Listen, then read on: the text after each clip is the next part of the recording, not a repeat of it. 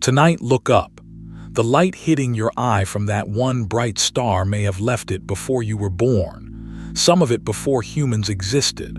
When you stare at the night sky, you're not just looking out into space, you're looking back in time. So how big is all of this, really? Let's zoom out. Start at home. Here's Earth, photographed from space, the only world we know that holds oceans, forests, and you. It feels enormous. You could fly for a whole day and barely cross it. But on the scale we're about to explore, our entire planet is about to shrink to less than a speck. Hold onto that feeling of bigness. It won't last. Now back away. The moon is our nearest neighbor, about 384,000 kilometers away.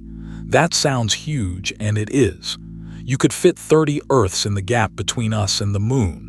Yet this is the farthest any human has ever traveled. Every astronaut who's left Earth got about this far and no further. Keep zooming out. Here's the sun, a churning ball of plasma so vast that more than 1 million Earths could fit inside it. And it's far. Sunlight, moving at 300,000 kilometers every second, takes about 8 minutes to reach us. So the sunrise you see is always 8 minutes old. We need a bigger ruler than kilometers.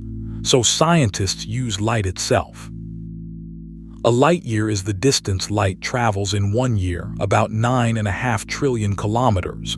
It's not a measure of time, it's a measure of distance, just an unimaginably long one.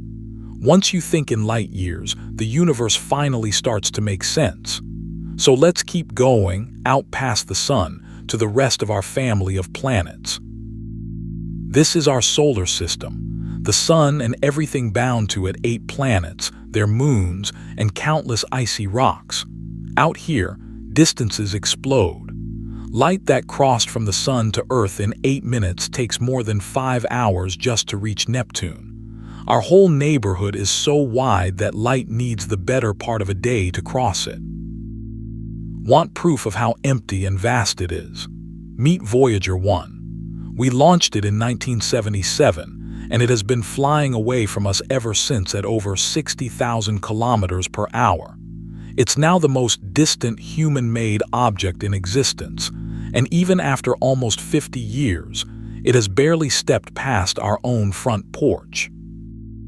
Now leave the solar system entirely. The nearest star beyond our sun is Proxima Centauri, just over 4 light-years away. That's the closest. To reach it, Voyager would need around 70,000 years. The gaps between stars are so enormous that space is overwhelmingly empty. And yet stars come in the billions. Zoom out again. This is the Milky Way, our galaxy. A glittering pinwheel of roughly 100 to 400 billion stars, and our sun is just one of them, tucked out in a quiet spiral arm.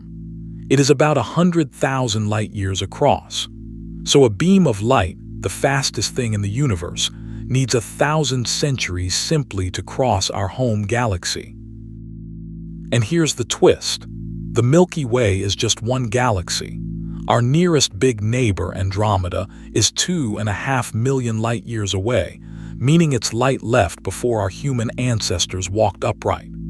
When you spot Andromeda with your own eyes, you're seeing 2.5 million years into the past, and there are more galaxies still.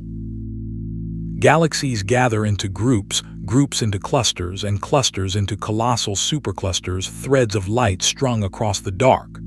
Look closely at this image from a telescope. Almost every point isn't a star.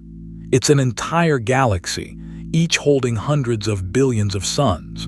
The universe doesn't just have a lot of stars. It has a staggering number of galaxies. So how many? Our best estimates suggest there are at least 200 billion galaxies in the observable universe, and possibly far more. Multiply that by the stars in each, and the number of suns out there rivals the grains of sand on every beach on Earth, combined. Now, finally, let's go all the way to the edge. The observable universe is everything whose light has had time to reach us since the Big Bang, around 13.8 billion years ago. You'd guess that makes it about 14 billion light-years in every direction. But there's a catch that changes everything, and it has to do with the fact that space itself is not standing still. Space has been stretching ever since the Big Bang. So while that ancient light traveled toward us, the galaxies that emitted it were carried much farther away. Their light reached us, but they themselves are now about 46 billion light-years off. Stretch that across the whole sky, and the observable universe measures roughly 93 billion light-years across. And here's the humbling part. 93 billion light-years is only what we can see. Light from anything farther simply hasn't had time to arrive yet. That's our cosmic horizon, the edge of the visible, not the edge of the real. Beyond it, the universe almost certainly keeps going. Scientists still don't know how far. It may even be infinite. So picture the journey.